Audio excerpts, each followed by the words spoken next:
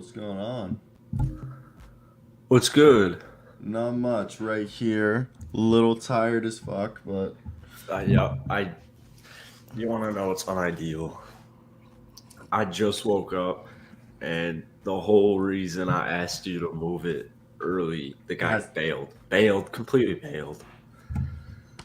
Yeah, so At least I got an early start to my day. yeah, right.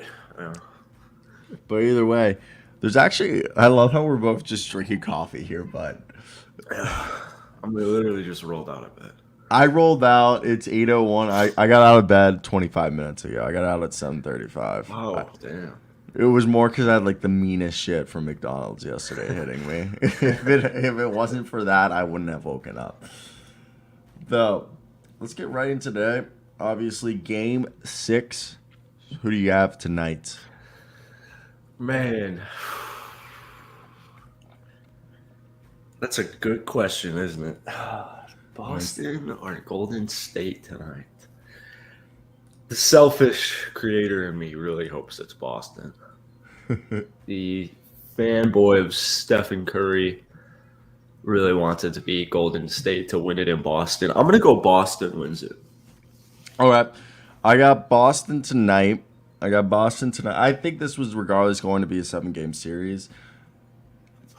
I think, man. Okay, so if we look at the numbers right now, I think it's Boston's favored like 145. The odds are in Boston's favor, so the books are expecting them to win it. Plus, they're at home in Boston, Yeah. where they're yelling "F you" next to children. So unclassy, Boston. I honestly, Clay Thompson lost points. Like, I actually very much used to like Clay Thompson way more than Steph Curry because he got arrested for having an ounce of weed in college. He's always Oh, big. what? You didn't know this? Yeah, No. like that's why everyone says Clay Thompson smokes hella weed. First off, there's been multiple pictures where he looks fried or he's had a blunt in his hand, but Yeah. he was busted in college for like possession of at least an ounce. I think multiple ounces while he was at Washington. Out? Yeah, Washington State. Like I used to love Clay Thompson because like he was my stoner bro, Yeah. and now I just thought he kind of just seemed like a pussy when he said that. But I have Boston winning it tonight. I think what's gonna happen. I think Jason Tatum. I could see Jaylen Brown, but Jason Tatum going off. I still also want, if the Warriors do win this, Andrew Wiggins to win Finals MVP. Yeah. Would that tell me that would it be awesome? Like how funny would it be? They just told Steph, by the way, Andrew Wiggins played better.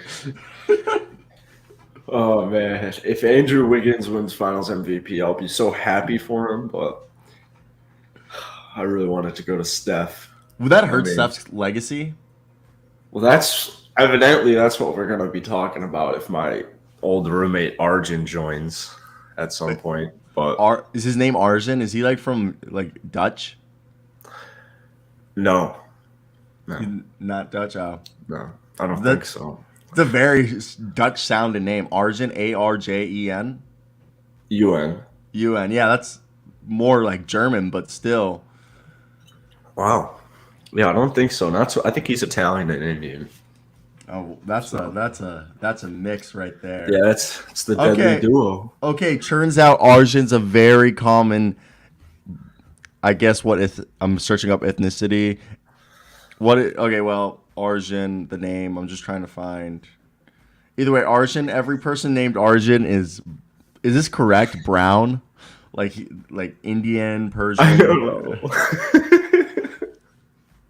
Like I feel like someone's gonna like in 20 years, is gonna be like, you said Brown.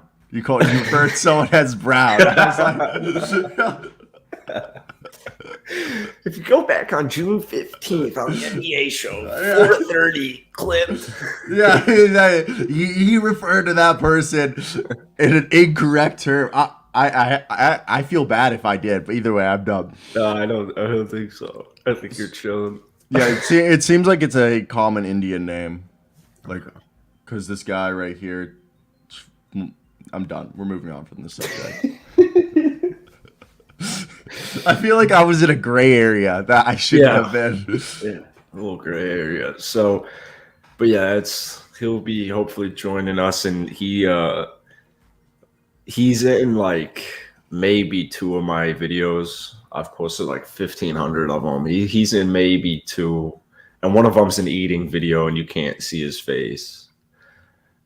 Isn't it But weird to think about that we both have over 1,500 videos and like it? The thought is sometimes like I'll look back at a video maybe that's like gaining traction and be like, I kind of forgot I recorded that. yeah, it happens a lot. It happens a lot. Yeah, Or at not too least much. I'm stuck. I can't get over like I can't get over like 2K. I would say, but like, I'll post like a Pistons video especially, and they'll kind of mature with age. Those are cool. no, sometimes I'll have like takes. Like I'll like during the beginning of the season when stuff are wild, and then like at the end of the season, someone go like I'll get a comment like flashed up in my notification, go, "This hasn't aged well." I'm like, I mean, you're Yeah, looking for it, bud. You're looking yeah. for me saying so and so is gonna be like sixth man of the year. I mean, we can't predict the future, of course. I That's think gonna happen. I wish someone could look back and find all my good takes, like how I almost got every single pick right at the end of the season awards. That's like, I, ooh, this aged well. I've made so many videos in this playoffs that like people were like, this is gonna bite you, and it was like, I think even what was why am I blanking on the series before Boston Miami? I wanted Miami to win so bad. No, it was Golden State Dallas, and I Well, made a video right away. And I was like, Golden State's gonna sweep them. And in the video, I'm like, they'll probably lose one. And I'm pretty sure that's exactly what happened. And someone was like, damn, like, yeah, you got this one. Like, yeah, I get most of them. This ain't no hobby. You see a deck of cards anywhere? Because this ain't no motherfucking game. what's the hobby reference to? The what? The hobby reference to that's a movie, right? I would imagine. Uh, I couldn't I tell you what movie. I was watching Encino Man last night. Oh, that's like a gambling one, right? I've never seen No, that. that's where Brendan Fraser is a caveman that Pauly Shore finds and his friend, and they bring him to high school. Dude, what? I'm gonna Google that. They bring him to high school. Yeah, he goes and he wins prom king as a caveman in Encino Man. Encino, man. Oh yeah, right here. This looks like I just watched Dude, Where's My Car like a month ago. This is like 10 years earlier, but kind of same vibe. Oh. Oh shit, it's Rudy. Yeah, Rudy's fake, by the way. Yeah. Like nobody actually liked Rudy. Like Rudy was like everyone said Rudy sucked. Yeah. Sucks. All right, so we're both taking Boston tonight, and I expect Jason Tatum or Jaylen Brown to have a huge game. I really expect it to. Actually, I expect Jaylen Brown to have the big game tonight. They need Jaylen Brown to have the big game. Dude, Jaylen Brown's been fumbling the bag. I watched, so one observation, like this is an obvious observation, I feel like, but Mm-hmm. maybe it won't be for you because you've been doing this for so long. But I watched game 5 with my buddies, and it was so hard to even just like analyze it in any way, shape, or form because I was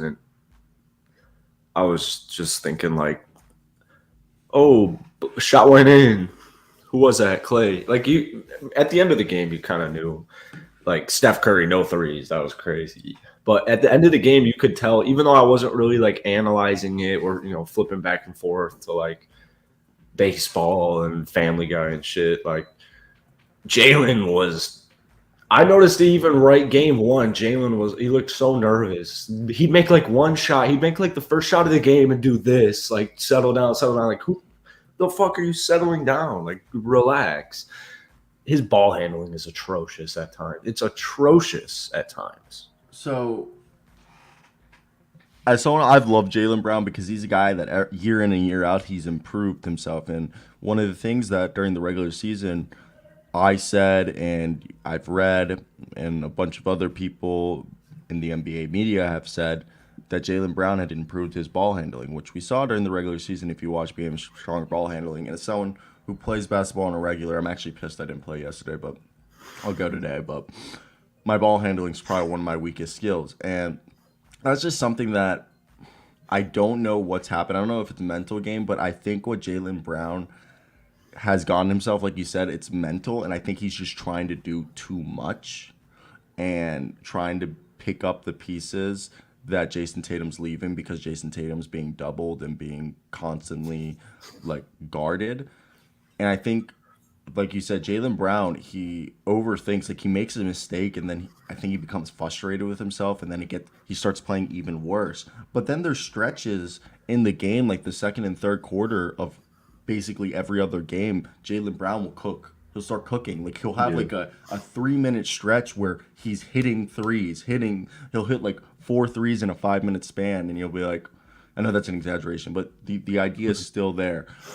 But I think Jaylen Brown needs to simplify his game. Just think about this. Stop driving. Stop driving. That's where he's messing up. His dribble's fine until he drives. He'll get the ball from Jason Tatum or Derek White or Marcus Smart at the top of the key or at the side, the angle part of the key near the wing, and he'll just drive. He'll take 3 dribbles and then he'll give the ball up. Stop that. Let's just if you want to dunk, not in transition, just cut, slash, and then play off ball and get yourself in a situation where you can get an easy pass to dunk it. Stop dribbling, only dribble on transition.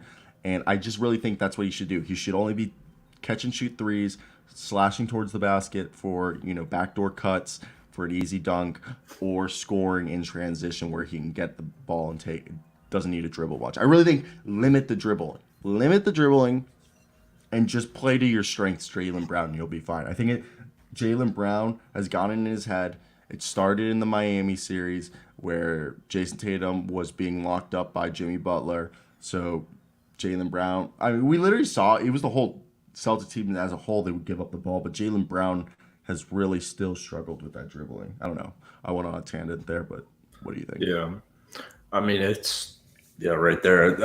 I don't know the statistic, but first off, I think Scott Foster's reffing this game. Boston's 13-0 when he does.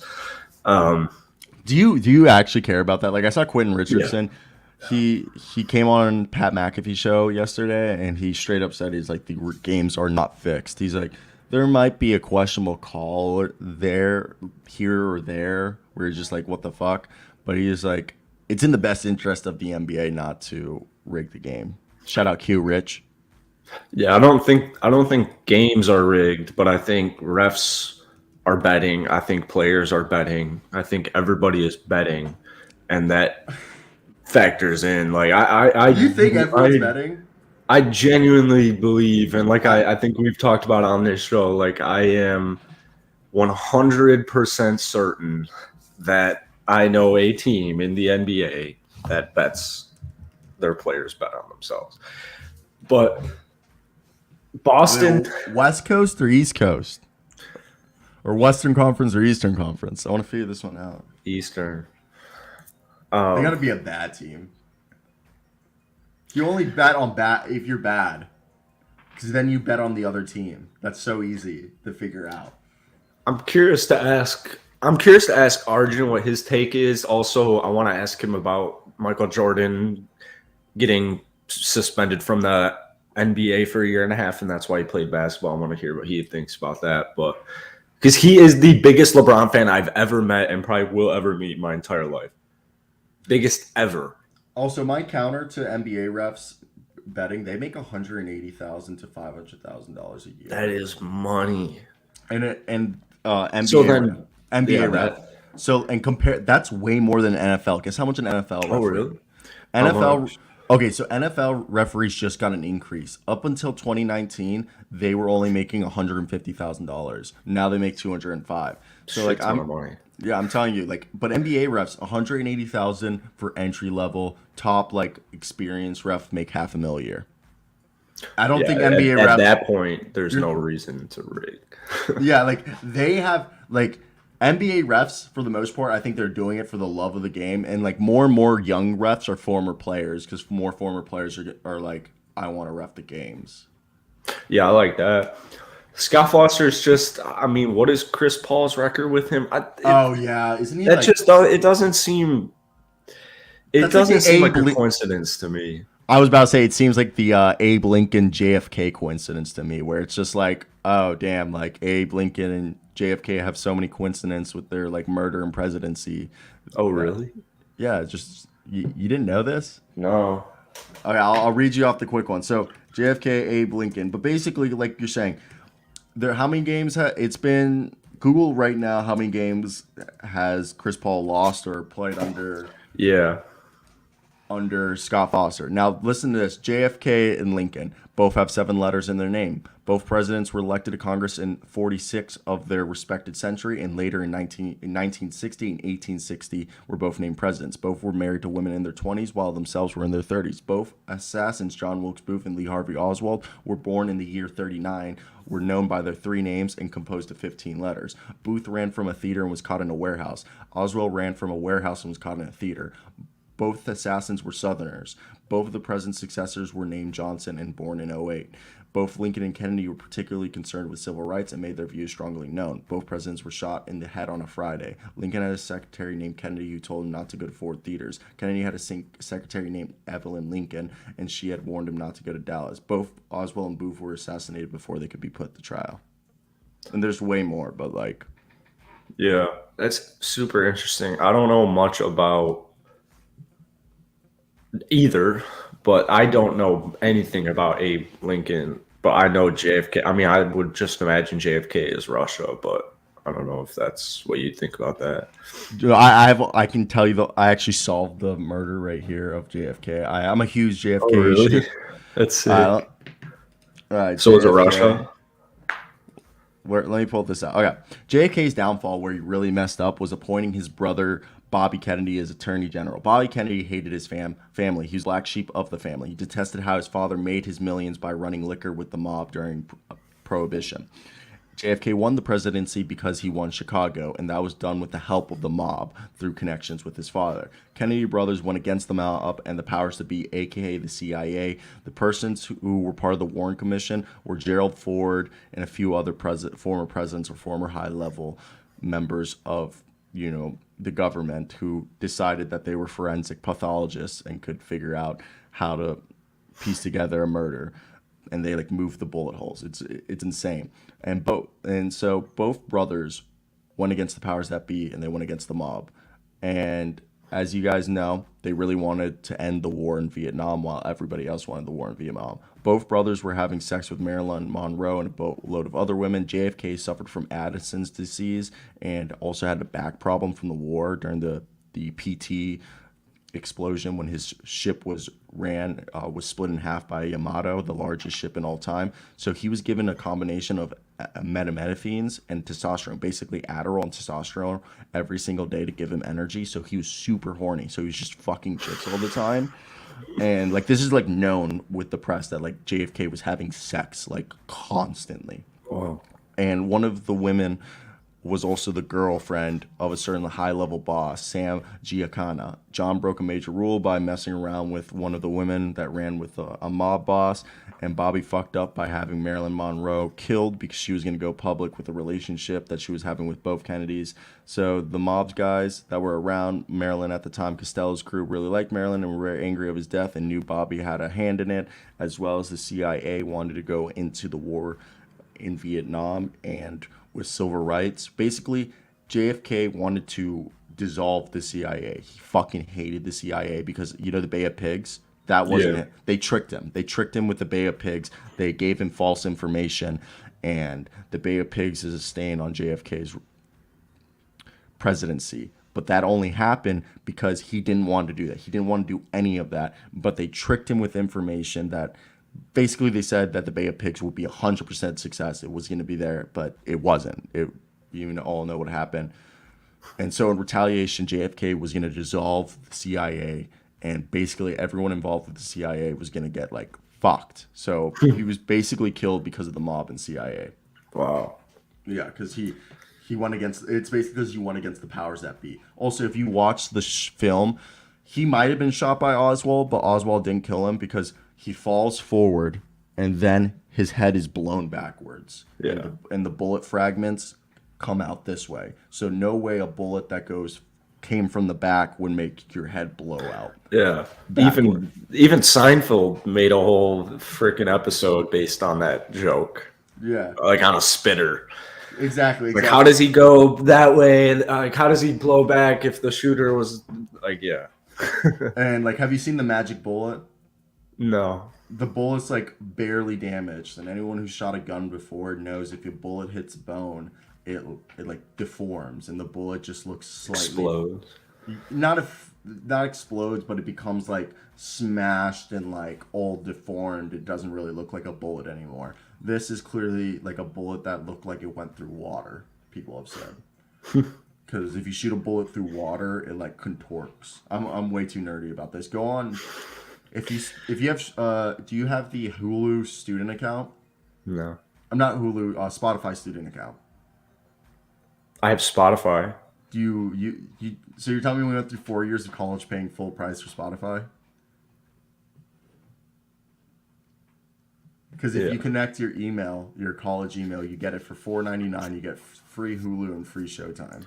With advertisements. Yes, with advertisements. Which, honestly, longer advertisements, because you get the $7.99 with ads. The ads are 30 seconds. You get 90-second ads with the student one.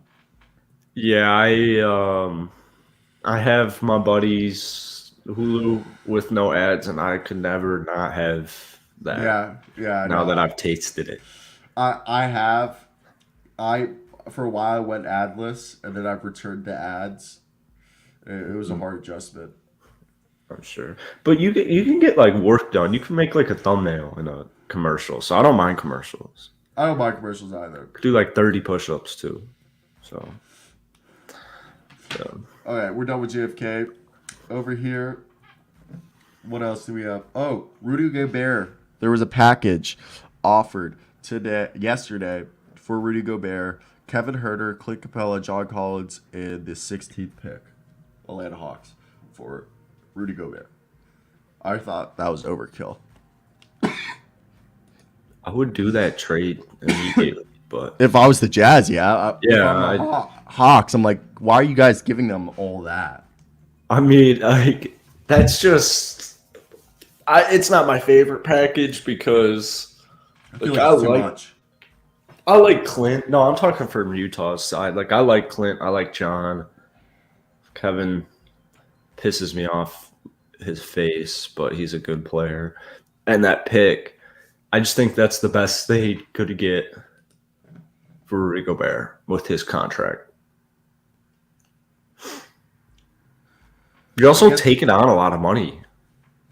You're taking Collins, he just got extended, and Capella's getting paid a little. $56 million they would be taking on. So I've looked at it. They would either have to add Rudy Gobert. Well, they could take on all that salary if they wanted, but it'd be a luxury tax paying team. But if they wanted to match the salary, I think it's Bojan Bogdanovic or Mike Conley that would have to be added, or a combination of Royce O'Neal, Juancho Hernan-Gomez, and Nickeil Alexander-Walker. But also, the Jazz said they want assets, a young prospect, and at least an established starter. I mean, yeah, I think you kind of get both of those with Collins. I'm not that big on Collins at all. It depends on what Collins you get. If you get Collins from not this season, but the season before, 2020 to 2021, that Collins is cool. He's a small ball five. He's a guy who averages 17 and 10, who he can step out and guard all five positions. He's cool, but again, Collins is really inconsistent. I wouldn't pay him, like you said, 23.5. Clint, I like Clint, but like, and he's not overpaid, but all he offers you is rim protection, really good, like elite rebounding, and lobs and 5 feet within the basket scoring. Yeah, I think you can find a place for somebody else for cheaper. But Collins, I don't even view anytime I would watch, like if you watch a Hawks game without Trae Young, I mean Collins is irrelevant. I genuinely only think he scores 17 because of Trae Young. I think he's extremely overhyped, but I actually only view John Collins as a lob threat.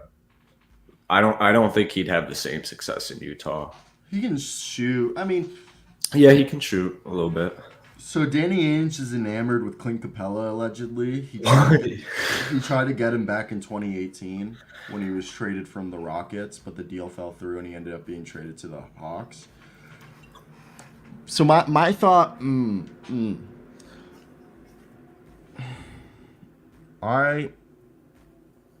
if I'm the Atlanta Hawks, I understand what you're trying to do. They need to fix their defense. They were ranked 26th last year. And if you literally say, like, with Trae Young, your offense is going to be a top 20 offense regardless of who was on the court with him. But I think the problem, and the theory with Rudy Gobert is that if you bring Rudy Gobert, he'd automatically make their defense a top 20 defense, which, yes, most likely. But I'm just scared I don't really, like the Jazz, I don't know what Rudy Gobert's value is. I thought Rudy Gobert was like at Kristaps Porzingis' value, where Kristaps had to be attached with a second round pick for Davis Bertans and Spencer Dinwiddie. But then everyone's commenting, you're undervaluing Rudy Gobert. You're saying, I agree. Yeah. what is Rudy Gobert's value then? Because I thought his contract is such a detriment that he's like worth 30 million, maybe 25, and he's making almost 40. Yeah. So I thought that was like, because the same thing with Kristaps Porzingis. The only reason Kristaps Porzingis was traded with a second round pick for Davis Bertans and Spencer Dinwiddie was because of his knee issues and the contract that he's on. Which honestly, Kristaps is making $10 million less than a year than Rudy Gobert.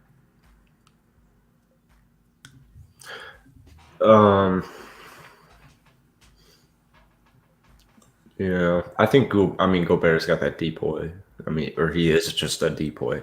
Kristaps, But he got exposed back-to-back years for being basically unplayable in the playoffs. Yeah, I've actually.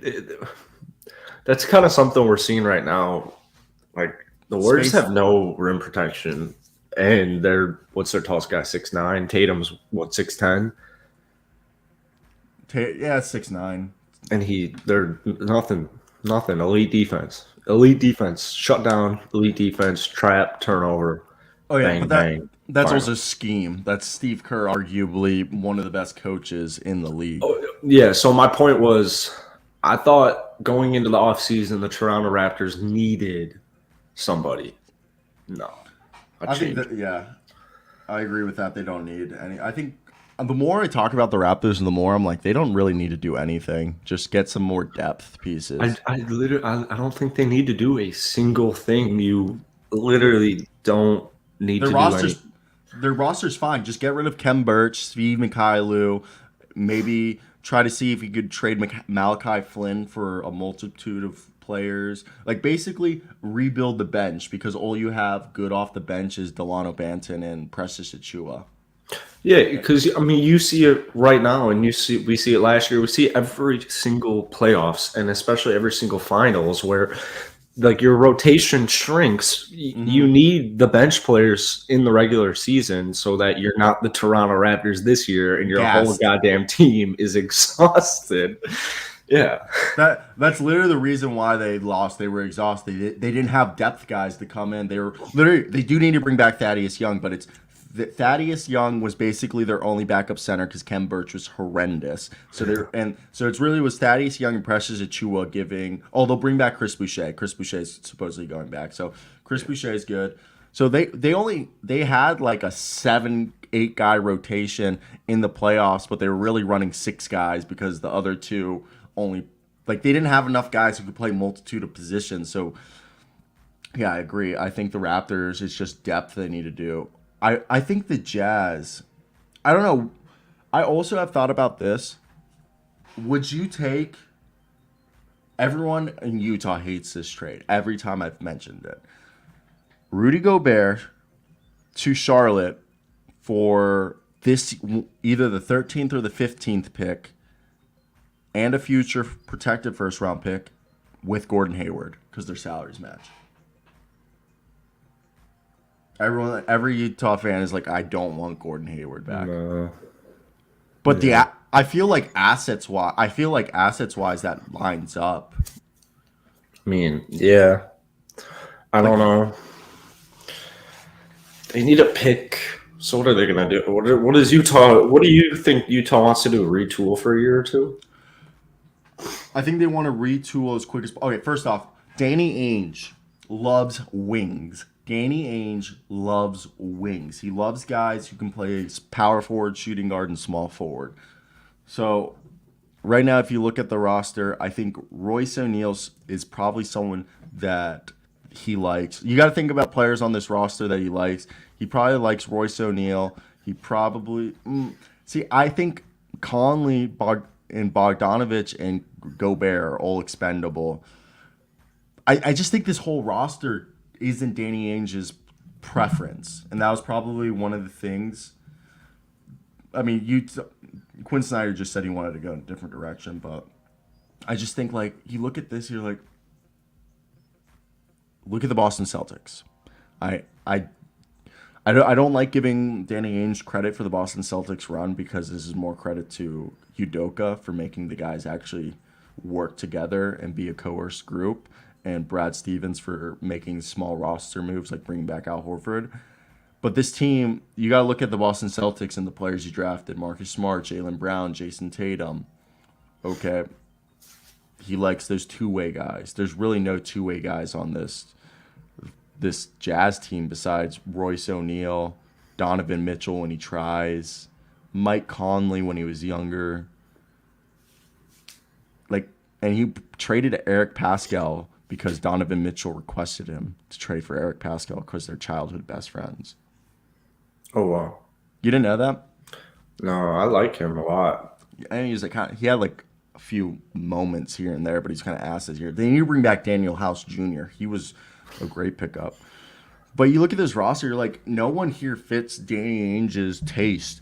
And then you look in the draft, and he probably wants like a Kendall Brown or a Jeremy Sohan type guy. Sohan would be cool.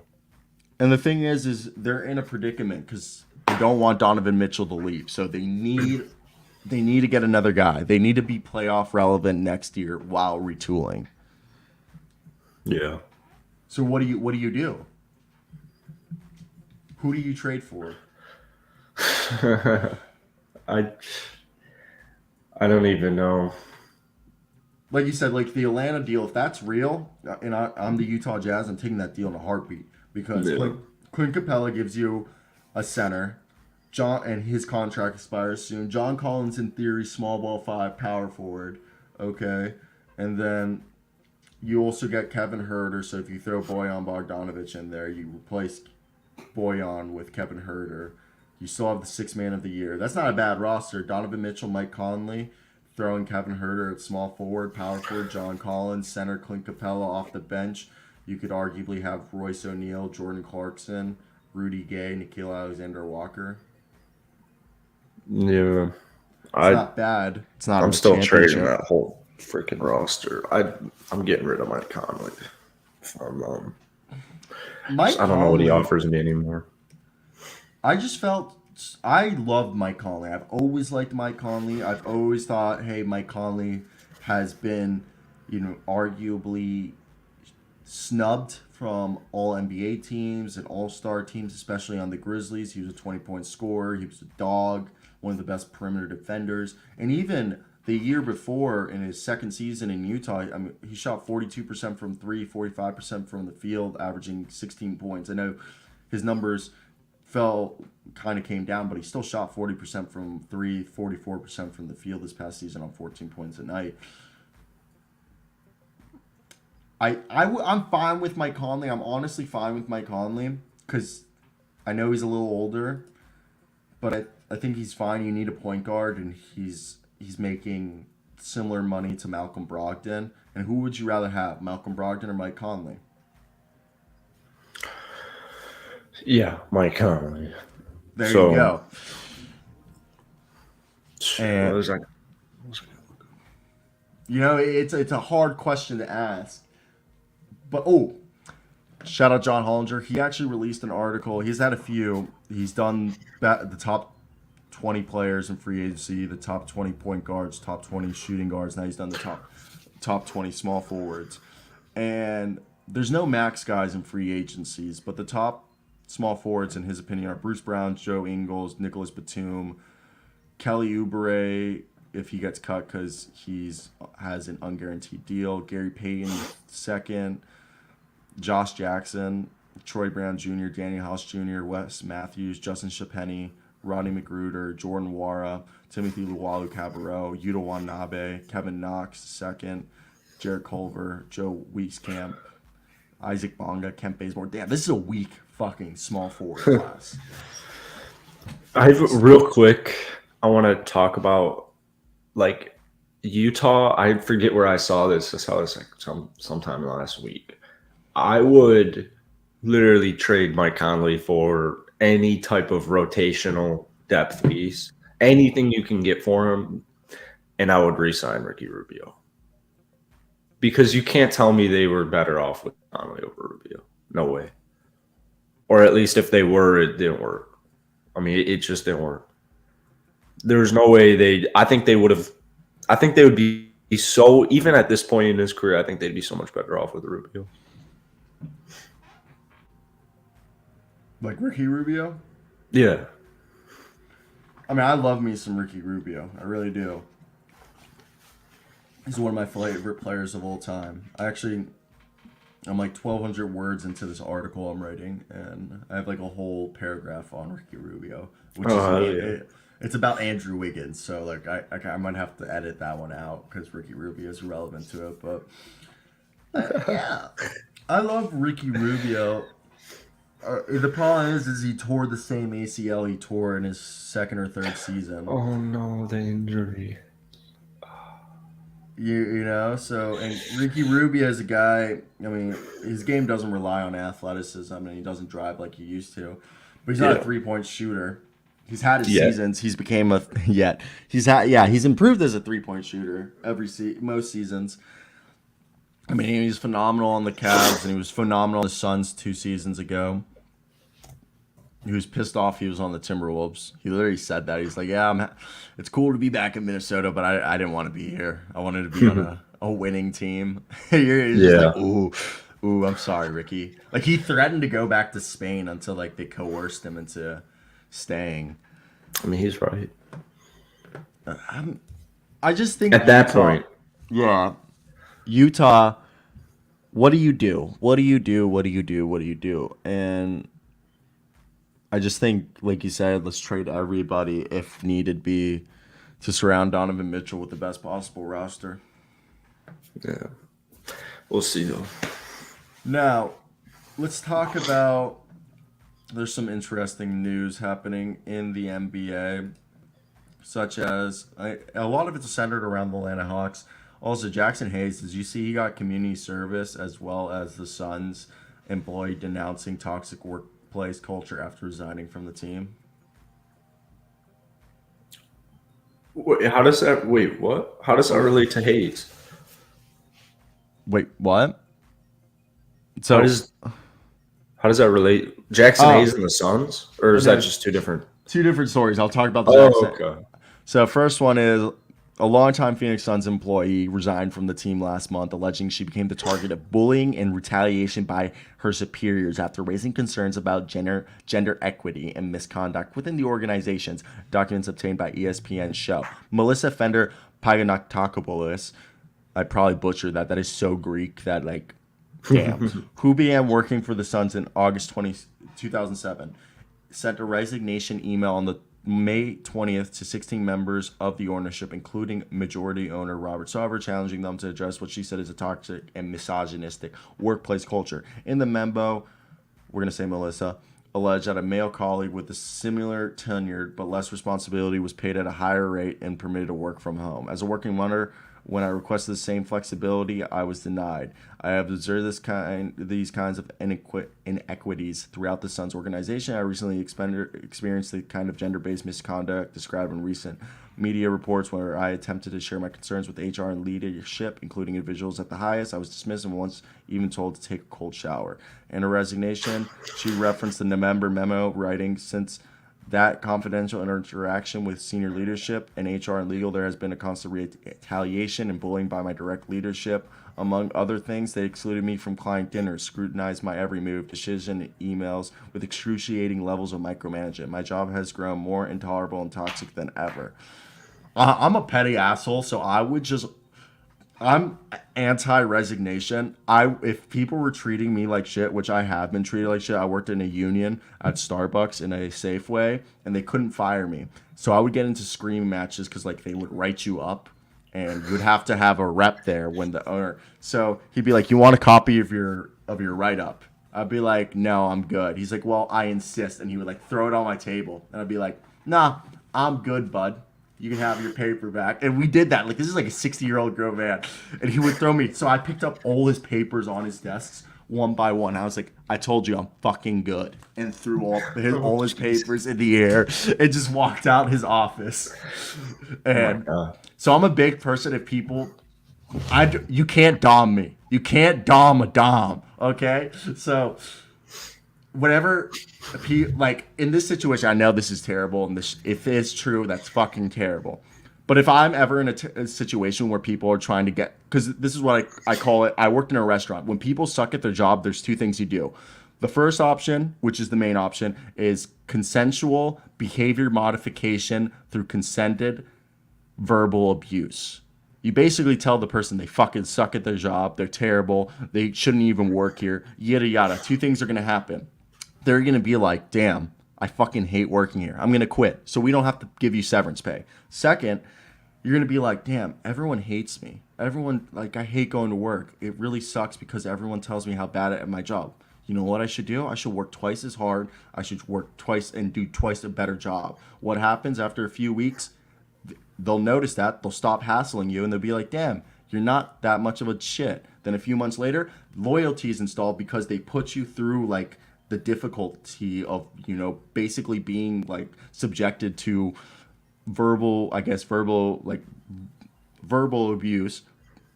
but like you worked your way through it, you became better, and now you're a better worker because pressure was put on you. Instead of cracking to the pressure, you became a better person. You know what I mean? Yeah. I personally think if anyone's ever an asshole to me, I'm way better. I hate quitting, so I'd rather just be fired. So if you're being a dick to me, if you're throwing it at me, I'm coming back with you. Like, if you're an asshole to me, I'll be an asshole back. We'll keep going. If we have to spend every day half an hour in HR until you fire me, cool, bro. I got nothing but time. People don't realize how petty I am. Nothing but like one time I had to get broadband would not. I had an 80,000 viewed video. Broadband would not fucking release the claim. So I'll read you the last email I sent you, and then this is okay. Ball. I'm gonna have to go back and rewatch this and put it in video form because they still won't monetize my channel for reused content. Right here. This is the last email I sent them. Okay, look at what Google says in the 4 factors of fair use attached below. Barring small bits of material, yada yada yada yada. Okay.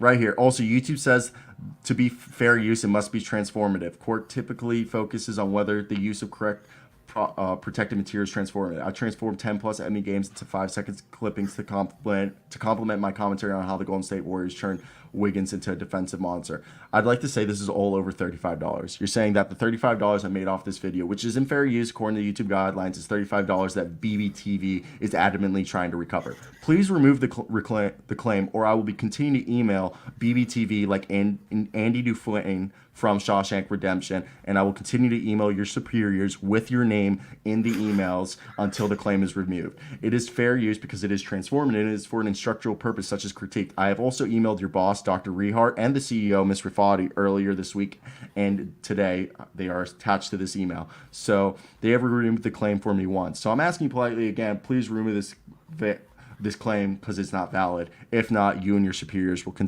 continuously get emails from me and it'll progress to phone calls. Best regards, Cyro Asseo. And then he responds, hi, Cyro. I've spoken with the NBA, and while they agreed it's not fair use due to the amount of content you've used, they are willing to release this claim, which I've asked my team to do. Please note this does not mean any future uploads will not be claimed if they contain NBA footage. Please don't email us again. Please don't email us again. I sent them like 20 emails in like a 4-day span, and I found the CEO. I was about to hit their LinkedIn's, bro. Fuck them. I'm persistent. That's genius. I gotta literally try and figure out how to do that with YouTube. Yeah, just find the people and just start emailing superiors, and like even if they're not remotely involved, just email them and be like, bro, what's up? And just send them emails every day. Sometimes I had this guy who was a doctor, and I used a clip of one of his instructional injury videos in my videos, and he put a fucking strike on my channel. I was DMing on Twitter. He said he would remove it. A month passed by. He doesn't remove it. So I called his doctor office, faked that I was a patient, saying that I needed to speak to him. And then they put me on the line. He was like, hello, Dr. Rajar? I was like, hey, you know me? He's like, no. I'm like, I'm Cyro Asseo. I'm the asshole that you put a fucking YouTube strike on. He's like, what? He's like, this is a place of business. I'm like, yeah. And my YouTube is a place of business, and you just fucked with my livelihood. Yeah. He's like, I was like, so I want you. I don't care that you're at work. You run that office, so you can do whatever the fuck you want. Go to your computer and take off my goddamn fucking claim. I didn't say it that aggressively, but basically that. And the guy was on the phone, like, just, all right. I want to hear your keyboard clicking. And then, like, right there, I got the guy to take the claim off. I just put him on the spot. I literally called this. I'm like the biggest asshole in the world. Dude, I should have done that. This summer I made a Kevin Durant video, and I just had this YouTube channel's Kevin Durant video playing in the background. The video probably had 50 views and like made 10 cents, and they gave me a channel strike. Really? Yeah. Devoted basketball. I just don't use his shit. Yep. What I try to do so people can't find it is I split the videos into multiple videos so it doesn't flare up. But at the same time, I don't think you should be able to copy strike someone while using NBA content because, bro, you're using NBA content. I could come over and copy strike you for like using NBA content. Yeah. But I mean, I actually don't even remember how this plays into the Suns worker, but I 100,000% agree we need bullying in most situations. I just don't think, and I'm going to keep it very short because I don't want to get canceled, but I think that I would imagine if this was a guy, this wouldn't be a thing, which is obviously like her issue, but I don't. Because we don't know the whole story. If she's a bad worker, I will go up to her and say, like, your work is dog shit. She would have already been fired, but yeah. Now you gotta be sussed out. Someone's gonna come at my channel and fucking. Oh, that's why all my videos are my face now. I don't. Because someone did that? Well, I had two. So I got that one from Devoted Basketball, and then. Fuck this motherfucker. I'm so pissed. So, okay. Here's how I got my second channel strike. This fucking idiot. We're not on the radio yet, right? No. This idiot. Can I say the R word? I mean, I don't mind, but some people find it inappropriate. So, this absolute complete moron who isn't even a Rockets fan and covers the Rockets. I'm not dissing that part. But this idiot writes this article on Alperen Sengun, and I can't even remember his name. His name's Saliman, and he makes an article on Alperen Sengun, and I make a video on it, and this motherfucker tweets at me. First off, takes down like half of my most popular videos because they had the clutch points thumbnails, which, my bad. Wait, you can't. If you have a clutch points thumbnail, they'll take down your video. I haven't done If it. they But realize it, yeah, if someone from Clutch Points sees that and has an issue with it. But so a lot of my videos I make on like I'll get my inspiration from like an article or a video or something like that. yeah, Because I same. want to give my own take on it. And sometimes you'll get a weirdo who's like, I just got a comment on my Raiders channel. I was like, congratulations. All you have to do is work off other people. And it's like, fuck, like that's not the purpose of these videos. But Yeah. anyways, he makes a Sengun video or an article, and I make a reaction video talking about his talking points, and he sends out this fucking tweet on it, and he gets so many of my videos taken down, so many of my monetized videos taken down, and that gave me my second channel strike. I was so pissed off, but I had to keep my mouth shut because I had 2 channel strikes, and if you get 3, I believe all your YouTubes are taken down monetization forever. So that is something I need to avoid. So yeah, he was a douchebag. And then I got all of these people tweeting at me saying like, so sometimes I'll find someone's successful title and I will go off of that. Uh-huh. Like I will do that because that's life. Like Yeah, I actually don't see any issue with that. But I don't see it any issue either. this big YouTuber quotes the tweet and goes at my throat saying blah blah blah blah blah blah blah. He's copying my titles, and yeah, Who I the got fuck? like so much. I got so much hate for this. I got more hate for this than I did with my Rusty Buckets comments, which was a lot. I will never. Maybe if I become cool with these people, but like some of my tweets at Rusty Buckets, and I got some DMs like these are heavy hitters that I did not knew I existed. Wait, what? Probably didn't. Yeah. What? Well, I'm calling this kid a dork because that's what he is. He's a lazy, I hate Rusty depressed Buckets. dork. This guy's like, he's waking up. He'll like send out a tweet. I think this was the tweet that got me banned from his Twitter, where he was like, I woke up, I got high, I ordered a pizza, I fell asleep, and I got upset. It was like a Tuesday. Alex Hoops hit you up. Yeah, Alex Hoops, and he was like, I was upset because when I woke up, the pizza was eaten by ants on the porch, so I got high again. And then he'll go out. Like I don't have any issue with smoking weed during the day or whatever because I like weed. I don't care about that. But then he tweets like every fucking night about how depressed he is. I'm like, you're an idiot. You are like, I'm not saying this on Twitter, but like I have so much shit I could help you with to stop being a lazy, depressed idiot. Like, yes, you're not doing anything all day. You're not getting any work done. I didn't delete it. You're not getting any work done ever. This guy makes one video a month and then says how he has no motivation anymore, but he's not going to the gym. He's not eating right. He's smoking when he wakes up. Like, I'm like, you're just an idiot. Rusty Bucket said that? What? Is this all Rusty Bucket? Yeah, I'm just saying, like, because Rusty is somebody I used to enjoy. I used to love his. It's embarrassing to me. I think it's absolutely and utterly embarrassing that this is how he is right now. Like, wait, is he saying that he just smokes weed and he just has no motivation to make videos? He doesn't correlate them, but yeah, he smokes a ton of weed. How do you know all the time? Because he'll send out high tweets every single night. Which, like I said, I have nothing against getting high, but then like you also don't work out. You also eat like shit, I would imagine, because you're out of shape. And then you complain about how unmotivated and depressed you are. And it's like, I have so much stuff I could tell you with. And that's what I would do. I'm trying to find this tweet. Yeah, what's the date? All my DMs. Wait, who hit you up? What YouTuber? 527. Go on, 527. Okay, I must have passed it. Okay, who was the YouTubers that hit you up? Let me see if they responded to an actual tweet. Oh, here we go. I got it. Found the tweet. Let me send it to you. Wait, is the seeing dudes like Rusty tweet? Is that one it? The seeing dudes like Rusty? Seeing dudes like Rusty tweet about how depressed they are after consistently trying to help them, then block me is so ironic to me. Soft. What you don't understand is you can mold your life to whatever you desire. The universe always gives you what you want, levels to this.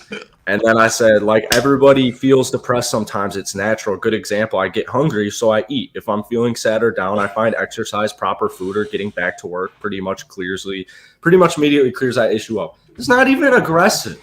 I know. I'm calling him soft because he's soft.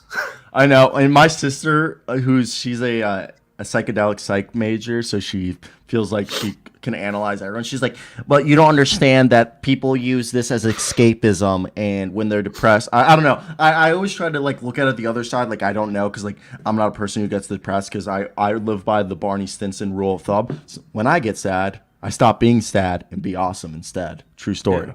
Yeah. And so that's like my theory. But okay, so I want to hear who DM'd you, or like who hit you out, like some guys. Just anyone who supports him, who's a creator. So you're not gonna name drop. No, I'm not gonna name them. No, because I had good talks. Like everyone who came at me in my DMs was like, "Dude, you are so like you don't know what is going on in his life." Like that is true, and I know it's true. But here are the facts I know. He lives near his family. He has a mom and a dad who are healthy and alive. He has a house and a car and everything in his life that he purchased from his YouTube career, which is extremely fortunate. And I know for a fact people would literally kill somebody to be in his position. And I just genuinely, like, there are stories about people who, like, I forget when this was. It was like in the 30s or 40s where some girl was in a plane crash with her mom. Everyone on the plane died except for her. So she saw the burning dead corpse of her mom right there. She was on an island. She was stuck there for a week. She was about to die. No, this is some random story. This is some random story. So this is like the 50s. So she survives because some tribesmen on the island find her and nurse her back to health. She goes back into civilization. Her dad, everyone thinks she's dead. And she's like, all right, what do I do now? Her dad says, get a job. So she went and got a job. And there was like an interview with her and it was like, why didn't you go to therapy or anything like that? It's like, that's not what we did then. Like in therapy, their job, it is not in a therapist's best interest to cure or heal or to even help you. None of that. That's literally not in their profession. To prevent you from coming back. Maybe they'll say it is, but like if you're a therapist and you're curing everybody,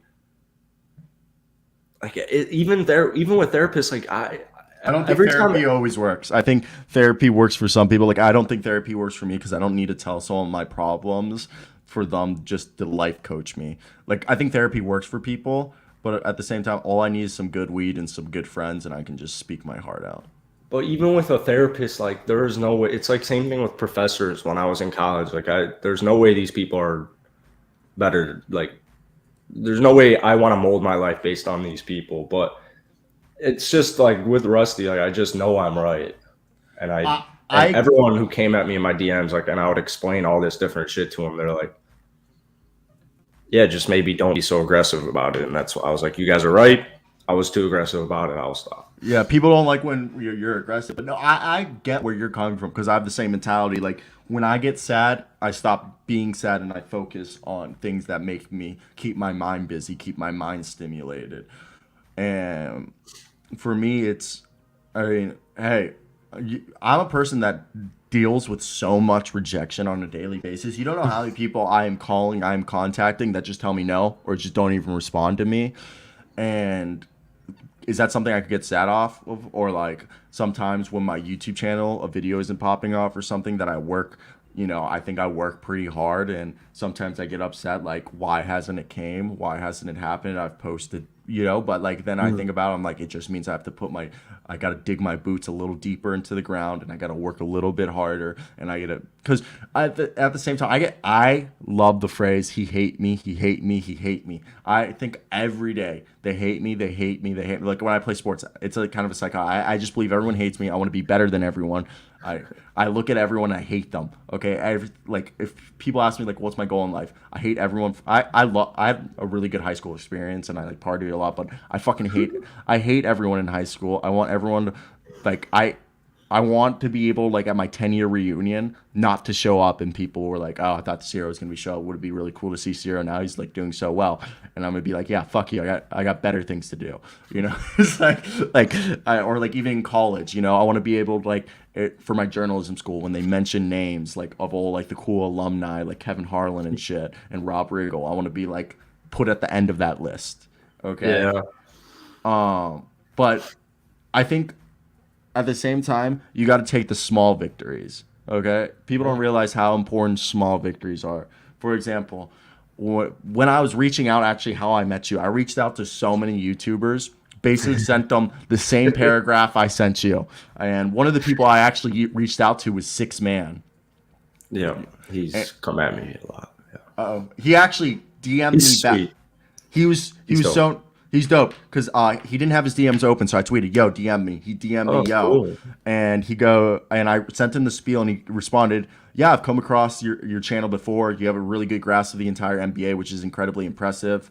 And then he told me he had an offer from another podcast, and he didn't have time to commit, but he ended it up with, like, he's like, "I appreciate that as well. Yeah, it's definitely not easy, as a lot of people would think, to try and consume a heap of basketball and do so whilst trying to pay it that extra bit of attention. Something I'm still trying to figure out. Best of luck as you as well." He was really nice about it, but, you know, that was like one of the most vindicating things in the world was this guy who was like, what, 50, 60,000, almost 100,000, I think now. And he has 7Man. Do you even know about, like, No. 7Man? What's Look up 7Man? 7Man on YouTube. That's 6Man, and, like, your eyes will pop. That's why 7Man is the reason I have a Warriors channel. I mean, his production is top notch. What's the Oh, is it just a Warriors channel? Yeah, but look at when that, like, I mean, how many videos is it? 15? Whoa. He's making an unbelievable amount of money on those videos if he's making money from them. An unbelievable amount. And now The he's channel's getting a month old. Yeah, I DM'd them. It was, like, super vindicating to have. And, like, I've talked to other creators that, like, I've DM'd them for information, and, like, they know who I am. I just think at this point I've posted so many videos that I'm bound to show up on your feed. Yeah.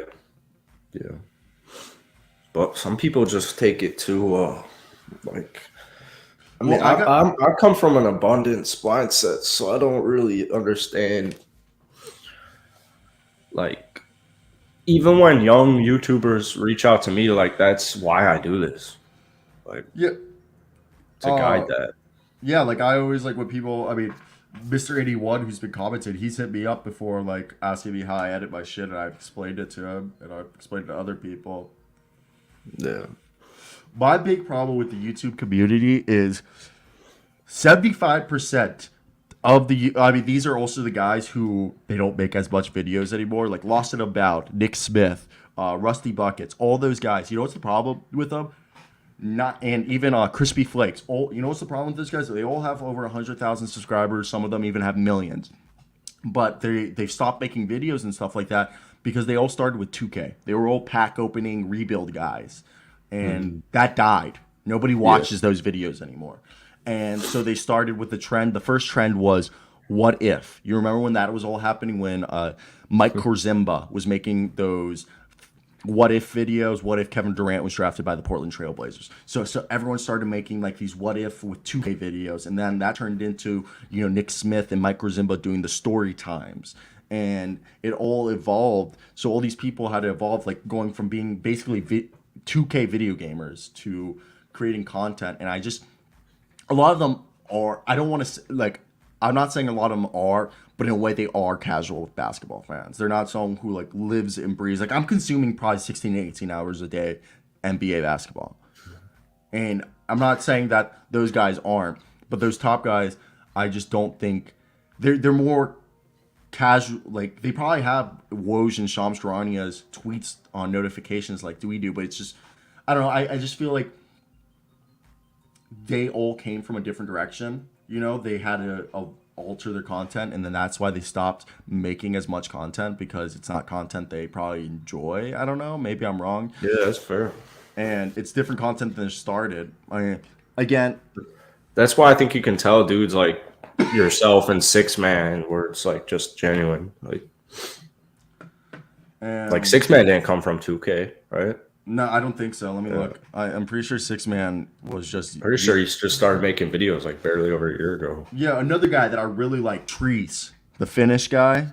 Have you followed him? He like started all the G League videos, and he's like blown up. Oh, that's sick. I don't watch any basketball YouTube. I think they're all posers. Joe Polo 10's awesome. I love. I just found Joe Polo 10. Yeah. Yes, last night I found Joe Polo 10 last night because I low key thought I like viewed him as a competitor.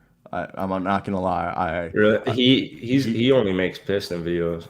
He makes Piston and anime. He's actually good. I actually very much his videos were recommended to me, and I viewed him because his channel's a little like 1,000 subscribers smaller than mine, but he gets really good numbers on there. Also, I don't know if I'm like tagging wrong or something.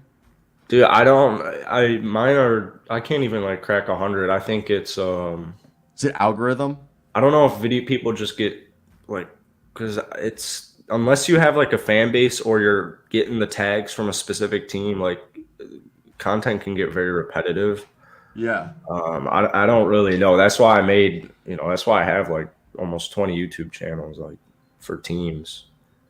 I just kind of knew like it's gonna take to get to where I want to get with like Rusty, Funky, and Kenny and Noah. Like it's gonna take some time to establish that. Which one's Noah? Motown. Oh yeah, Motown. He's not bad, but like Pat McAfee the other day, he had an NBA creator come on. Let me find Kenny. You had Kenny on. No, yeah, Kenny.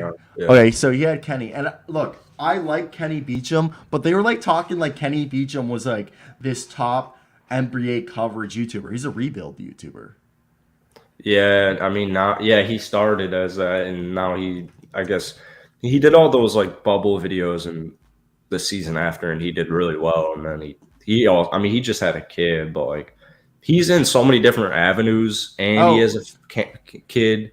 I didn't realize he had multiple channels. I was only looking at KO2. No, look up Kenny for real. Okay, so Kenny for real is his like legit NBA. Okay, so he does. Yeah, but he didn't even make that till like a year ago. Those videos used to hit. I can't watch Kenny anymore, but I still mess with him. He's Chicago boy too. I genuinely enjoyed his interview with Pat McAfee. At first glance I thought it was KOT4Q was his actual channel, and I was like, where are the NBA videos? Like I was like, these are just 2K videos, but that makes sense. Kenny for real. I'm a person that I hope if I ever get like 100,000 subscribers, I understand Kenny 100%. Like he has a great personality and stuff, but maybe it's because he has a kid now, or he has younger fans. I just will never conform to like that bubbly like, hey guys, like that's just like I know like again Kenny's doing awesome stuff, and all those YouTubers are doing awesome stuff. They're making way more money, and I would die to be in their positions, but I will never. I don't know. Maybe it's because they have kid fans, and that's why they do it. But like they all after a while, the Flight Mike. I used to watch him years ago, but like the Flight Mike, isn't that the one who works out a lot? I have no idea. I think so. I used to watch the Flight Mike. Yeah, I used to watch him. He kind of got a little boring, but again, it's just all these guys like develop these like. I'm always gonna be an asshole. I have a dark sense of humor. Yeah, I'm not gonna change. I'm not gonna change. Conform. I don't know, man. It's just interesting to think about like how. Yeah, I know Flight Mike, Mr. 81. I don't know. Again, it's all about the algorithm. It's like once you hit it, you got it. Yeah. I know people like I'm trying to just enjoy it. Like I know. Obviously, I would enjoy 100 views on a video, 100K views on a video. But I know, even if this channel were to die like tomorrow, or be taken down tomorrow, like I know I'll always remember the grind at making videos that spending a couple hours on some vids that I'll get 58 views and 3 likes, and one of them's from me. Oh, 100%. I think the day that stops happening, I might be sad. Yeah, right. It's kind of like bittersweet. Yeah, because like right now, people don't understand is I sit around my phone and my computer working on other stuff, but continuously refreshing the sources that I have to give me constant information from around the league. And I don't know, I'm just sitting there making videos trying to be the first one with ideas Yeah. People think the come up is, or people think the game is when it's over and you get there. The game is right the now. journey there. Yeah. Yeah. Yeah, and it's like every comment that I get nice or every comment that like someone subscribed just found your channel or you know, I guess you could all say that's vindication and motivation Yeah. because what You absorb that energy. yeah, I'm just like, damn, someone took the time out their day to watch my shit, to do that. Like for the longest time, I would end my videos horribly. I'd be like, nobody's watching the end of this video, so Oh I'm gonna no. do like so like about a month ago. I was looking at my analytics. Turns out 25% of my viewers in each video watch the end of my video. So I was like, so I just found out that at least 25% of you who have seen this video are now watching this ending. And I can't just like dick off for like an extra minute to milk this. Yeah. Because I used to like if the minute video was a little short, I would spend the last minute just dicking off. Like just not even talking about like what the video was, just dicking around. And now I'm just like, well, I feel like an asshole because there are people who are watching this to the very end. And you know what? I'm thankful for you. So like now I'll just like cut a promo for the last 30 to 45 seconds, but I'll be like, I guess I have to try at the end of these videos now. Because sometimes, like, even to this day, if the video runs long and I look at, like, 8 minutes, I'll be like, all right, bye. And just click end.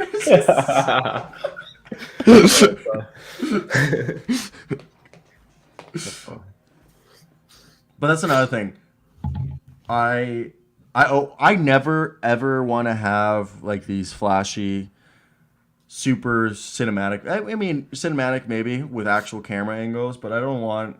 My goal is obviously the bigger I get, so I could get an unpaid intern or an intern to edit shit for me. I want just like a camera, like I would use less and less NBA footage the bigger I got. Yeah. I'm only using NBA footage now because when people click on my videos, they're more likely to watch it if there's NBA footage and my face than just my fucking face. Yeah. Yeah. Do you edit your shit? Like, Most now. no, I'm starting to now. I mean, I have a whole plan in place and I don't need to edit them until they start. I have a video coming out today that's a little bit edited, but um, yeah. Yeah, I don't do much editing, even though I have Premiere Pro and I know how to use Premiere Pro and Oh, damn. yeah, Adobe After Effects. I mean, I'm a journalism major, so I have to make news packages, and like, I like to say, like, the reason why I've gotten multiple job offers is I'm like a really creative camera. Like, I know how to.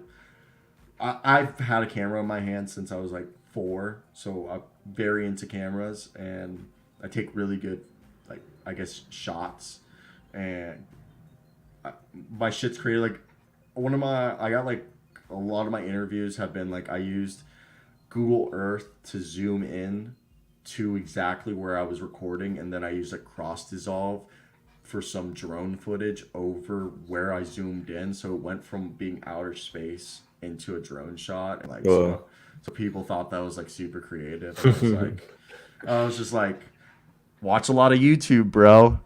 yeah. Like I just saw a lot of YouTubers do that. I wanted to do it myself. And that's another thing. Like why I've told you in the past why I want to go into local news journalism is it's free advertising, basically paid advertising. They pay me to advertise myself Yeah. because every time I go on the news, it's gonna say my name, Cyro Asseo. I'm a foreign fuck, so wherever I live, which is gonna be somewhere in the Midwest or Florida, people are gonna be like, "Well, damn, who's this guy named Cyro Asseo on the TV? I better Google him." And when they Google me, they'll find my YouTube. But yeah, that's also another thing is I'm gonna have to sign like an NDA when I get a TV job because if you're on TV, you have to sign a non-disclosure agreement, like agreeing to keeping your appearance at certain appearances. From like I will have to like I will always keep my hair a little long, but if I want to cut my hair, I have to get it approved. If I want to dye my hair, I have to get it approved. If I want to Oh, jeez. if I want to like get, I'm pretty sure even advertising, if I want to get like do ads, I have to have the ads approved by my news station because I'm a poster child of the station. Like I'm the face of that news station in the local area. Also, I have to sign that I won't get publicly intoxicated. Like if I get intoxicated, I won't be acting a fool in public. Yeah. So because basically in public, like let's say we live together in Sarasota and I'm doing the news at that news station that offered me in Sarasota. Yeah. And we're boozing. I can't get fucked up because there's a good chance that I'm sitting there and someone will come up and be like, "I seen you on the 5 o'clock news," and I'll be like, "Yeah, and I'm 12 tequila shots deep, bitch." Yeah. Like I can't be doing that, but yeah, so that'll be interesting. It'll be really interesting because I come home, I'll be like covering. It'll be like today. I watched the local news and like the other day I saw college girl stole a scooter from an autistic 7-year-old at Walmart. Oh no. Is that horrible? Yeah, what the fuck? So fucked up. Jeez. I have a story. Okay, I don't. So, did your school? You went to public school, right? Till high school. Look at you, bud. Look at you. I don't know. That's like how a lot of people. I think it's like 60% of the people in Maryland go to private school. Whoa. And yeah, most of my friends all went to like 99% of my friends all went to private. Did my cousins? No, they actually. My best friend, Chris Mahoney, they went to the public school that Michael Phillips went to. They went to Towson High School, which Towson High School and my high school are like both built in the 1950s and don't have AC or heating. Oh, jeez. Yeah, but we were friends because I hated everyone at my school except the girls, and I like partied. The only public school I partied with was their public school, and then I partied with all the private school friends. But this isn't even where we're going with this. Either way, my public school had a special education part. Did your public school have like an area of the school where it was for special ed students? I don't know. Okay, so I don't know. there was this kid named Joe or Josh or whatever, and I was working at Starbucks, and I was filling the closet with stuff. And I'm working, like, it was at the Safeway that I told you. It was like that Starbucks kiosk. I'm filling the closet with, like, supplies that I just brought back and all. And we kind of knew each other because we were the same age and we had gone to school since the 4th grade with each other at all the same public schools. And out of nowhere, he really liked karate. And out of nowhere, I hear, "Hi-ya!" And he fucking karate chops the shit out my back. So, like, natural reaction, I turn around and I slap the kid. I slap. And I literally like noticed what I did. Like I assume it's a hate crime of some sort. I just bolt to the back of the store and I just sit in the supply closet in the back of the Safeway until I heard on the radio, "Can we have the Starbucks kiosk attendee please come back to the Starbucks?" And I'm like sitting there, I'm like, I'm about to go to jail. Like I just hit someone that's in special education. I don't know what his problem is, but he's there. And I get there. Nothing ever came about it. I don't know if he remembered, but I smacked the shit out of that kid. Didn't get in trouble. Oh, jeez. Oh, slippery. I probably should edit this out. I didn't mean it. It was natural reaction. If you're working mid shift, like just solely focused on your work, and someone fucking karate chops you with older mic against the back, like your spinal cord, your natural reaction is to strike that person back. Yeah, okay. I stopped myself halfway and gave him a slap instead of a punch. Actually, I never went for the punch. I don't know why. I just was a sissy, like, slapped him. But, like, that was the natural reaction. I came around, slapped him. But, like, as soon as I did it, I knew I fucked up. I couldn't go. I didn't mean it. And I to the judge. Yeah.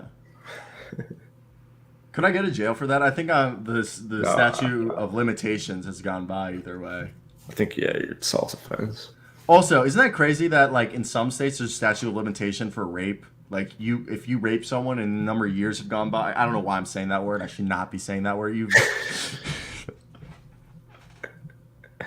Yeah, but to your point, yeah. That's fucked up. There should be Yeah. no statute of limitations. It shouldn't be like, 10 years has passed, can't charge you. No. If you did that, you should be able to be persecuted for the entirety of your life. Yeah. Even after life. They should make sure that you're not remembered as a good human. True. Yeah. True. All right. We're going to head out of here. Yeah, I gotta go. Yeah, bye, bitch. Have a good one. No Arjun. Yeah, no Arjun. He bluffed on us. He did bluff, but he'll have to get on eventually because he's a good basketball character. He's a good character. Good character. He's a fun guy. Nice Fun guy. Yeah. He's from over there, over the river. I like debating. He be prepared for some Steph slander. So I'm not the wild Steph Curry fan. I respect him, what he's done for the sport. But, yeah. I'm not going to go over here and be like, I suck his dick. Also, Yeah. What's really funny is that multiple people have written articles on Steph Curry's parents getting divorced and sitting separate. Oh, I'm like, is this really a storyline to be covered? Yeah. like that there's. I could have assumed that if they were sitting separated, that they were not together anymore. I didn't need a whole backstory about them cheating on each other. Yeah. Keep people's private lives private. All right, goodbye. I'll talk to you on Friday. Peace. Go Boston. Yeah.